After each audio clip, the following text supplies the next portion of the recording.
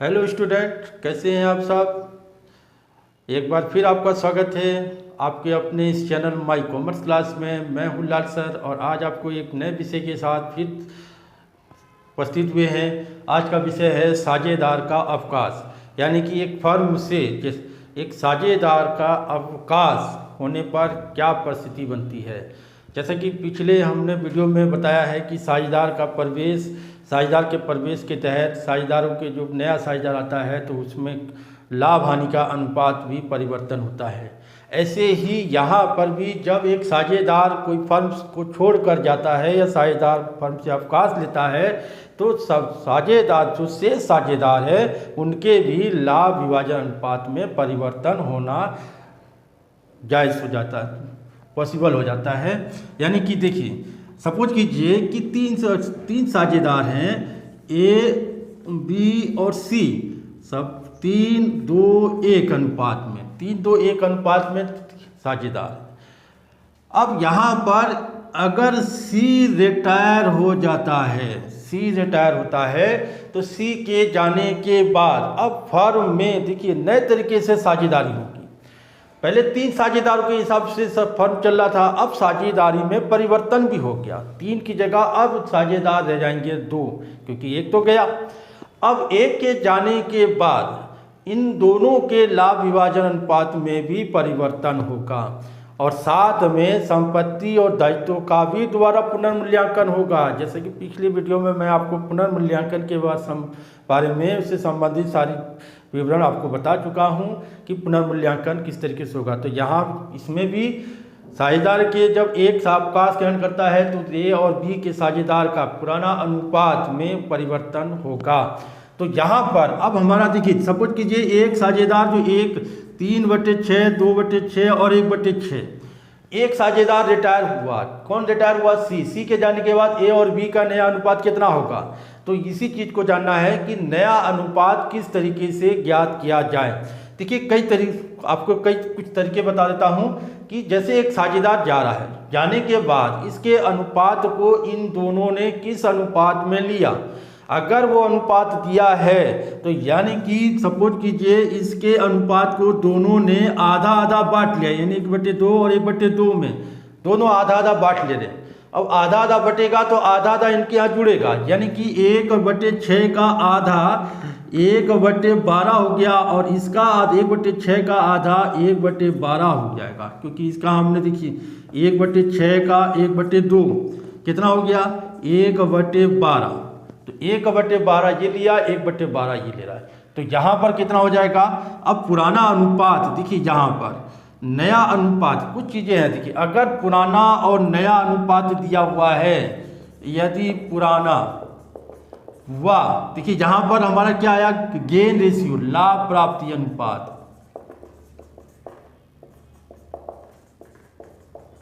लाभ प्राप्ति अनुपात इसको कितना मिला, इसको कितना मिला, इसको मिल रहा 1/12, इसको मिल रहा 1/12, दोनों का अनुपात क्या हो जाएगा। पुराना अनुपात और नया लाभ प्राप्त अनुपात दिया है तो क्या करेंगे हम, न्यू रेशियो बराबर old ratio plus gain ratio. Gain ratio क्या हो जाएगा हमारा, यहाँ पर ध्यान देना है कि वैसे ही पहले भी मैंने बोला था कि सेक्रीफाइस रेशियो और गेन रेशियो पर बेस साझेदार होता है तो वहाँ पर सेक्रीफाइस लेके चलते हैं, और यहाँ पर अवकाश है या मृत्यु है, साझेदार का अवकाश या मृत्यु में गेन रेशियो लेके चलते हैं, गेन रेशियो। और जब गेन रेशियो आता है तो ओल्ड में गेन रेशियो को जोड़ दिया जाता है किसके, जो साझेदार शेष बचे हैं। शेष कौन, ए और बी। सपोज कीजिए ए का अनुपात बराबर ओल्ड है 3/6 प्लस इसको कितना मिला 1/12, ठीक है। बी को पुराना अनुपात है आपका 2/6 प्लस 1/12, इसको भी मिला। तो इन दोनों का अनुपात कितना हो गया, देखिए नीचे जो हर है उसका अनुपात 12, 6 दूनी 12, 2 तिया 6 प्लस 1 बराबर 7/12। इसको भी कितना मिला 6 दूनी 12, 2 दूनी 4 प्लस 1 बराबर 5/12, यानी कि इनका जो नया अनुपात हो जाएगा ए और बी का कितना हो जाएगा 7:5 नया अनुपात हो जाएगा। ये है यदि गेन रेशियो दिया है। यदि गेन रेशियो भी ना दिया हो, मान लीजिए पुराना और नया अनुपात ये दोनों दिया हो, तो हमसे ये कहा जाए कि आप कि गेन रेशियो निकालिए, कितना फायदा हुआ, इन लोग को कितना लाभ मिला है। लाभ मिला है तो यदि अब यहाँ पर होता है यदि नया व पुराना अनुपात हो, तब क्या करेंगे कि तब गेन रेशियो आपसे पूछेगा। गेन रेशियो, यहाँ पर गेन रेशियो का सूत्र देखिए, सैक्रिफाइस रेशियो क्या कहता है, old ratio minus new ratio. Sacrifice ratio old minus new, यानी कि पुराने अनुपात से नया अनुपात घटाएंगे, लेकिन गेन उसी का उल्टा हो जाता है। और गेन कहता है कि आपके न्यू रेशियो में से माइनस ओल्ड रेशियो घटा देंगे। इसको एक तरीके से जो हम पढ़ेंगे गेन को, इसको एक तरीके से NO पढ़ेंगे, NO नो। और सैक्रिफाइस रेशियो में ON ओल्ड माइनस न्यू, और गेन रेशियो में न्यू माइनस ओल्ड रेशियो यानी कि 9। तो यहाँ पर आपका देखिए ओल्ड मान लीजिए 7, 5, 6 और 3/6, तो यहाँ पर नया अनुपात 7/1 का 7/12 माइनस 3/6 बराबर, इसका एलसीएम 12 आ जाएगा। ठीक, 12 में 6 7 माइनस 6 दूनी 12, 2 तिया 6 बराबर 1/12। बी का देखिए कितना इसको मिला है, उसको हम ज्ञात करते हैं। तो इसका नया है 5/12 माइनस 2/6 बराबर 12, 12 12 5 माइनस 6 दूनी 12, 2 दूनी 4 बराबर 1/12। देखिए 1/12 1/12 कितना आया था, 1/12, ए को और बी को। देखिए वही चीज़ आया।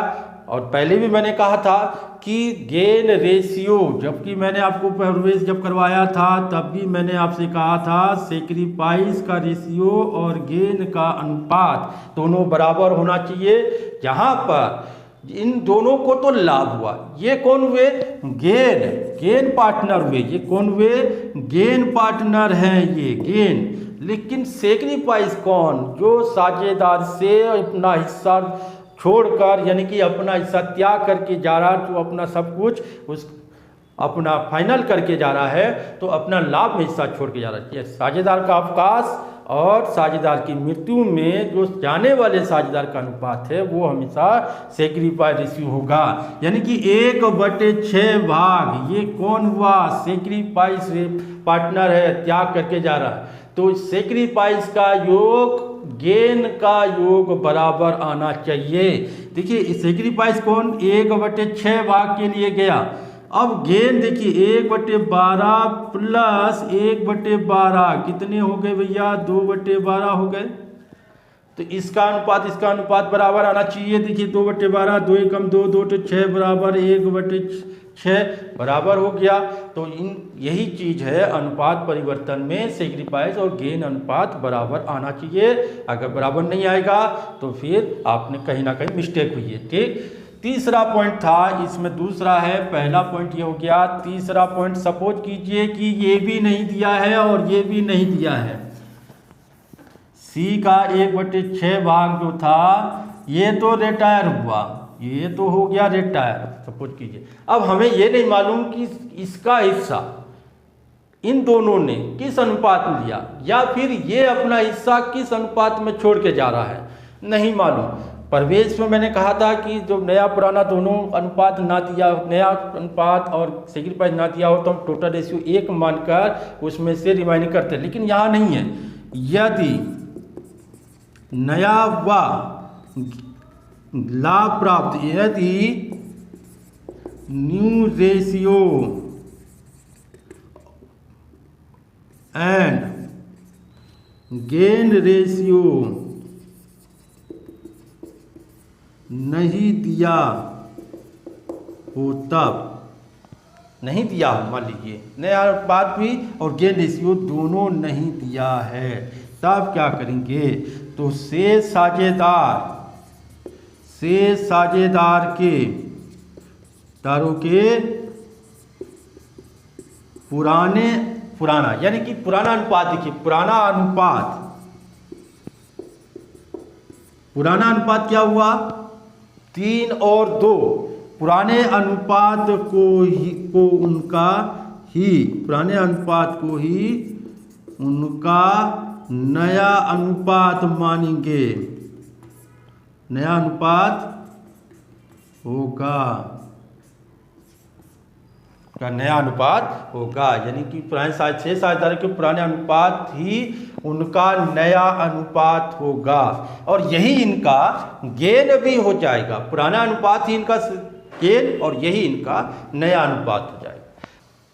ये रहा आपका साझेदारी अवकाश से संबंधित जो रेशियो अनुपात परिवर्तन होने पर किस तरीके से निकाला जाता है, तो वो आप जाना, आपको समझाया मैंने। आपने कोशिश करेंगे कि आप अपने आप भी करें। तो जैसे कि एक सवाल मैं आपको दे देता हूँ कि सपोज कीजिए कि ए और बी और सी 3 साझेदार हैं जो 5:3:2 में बांटते हैं। ये इनका ओल्ड रेशियो, सपोज कीजिए ये इनका ओल्ड रेशियो है। क्या है? Old ratio. अब कौन रिटायर हुआ? या सी रिटायर हो गया। सी रिटायर, कौन रिटायर हुआ? सी रिटायर हो गया। अब ए और बी का न्यू रेशियो आपका दिया हुआ है कितना? 2:1 दिया हुआ है। सब कुछ कीजिए 2:1, ठीक। अब आपने क्या निकालना है? Gain ratio. क्या निकालना है? गेन रेशियो निकाल कर हमें कमेंट बॉक्स में लिखकर बताइए कि इसका आंसर कितना आएगा। ठीक है बच्चों, तो बहुत जल्दी से बना के इसका सॉल्व करके हमें कमेंट बॉक्स में बताएंगे। तो इसका सॉल्व करिए फिर हमें बताइए। तो आज का वीडियो इतना ही है, हम फिर मिलेंगे अगले वीडियो में। तब तक के लिए हमारे साथ बने रहिए और हमारे चैनल को जिन्होंने सब्सक्राइब नहीं किया सब्सक्राइब कीजिए, ताकि हम और अच्छे वीडियो को आपको ला सकें और आपके लिए एक नए विषय के साथ उपस्थित हों। तब तक के लिए हमारे साथ बने रहिए, चैनल को सब्सक्राइब कीजिए, लाइक कीजिए वीडियो को। धन्यवाद, नमस्कार।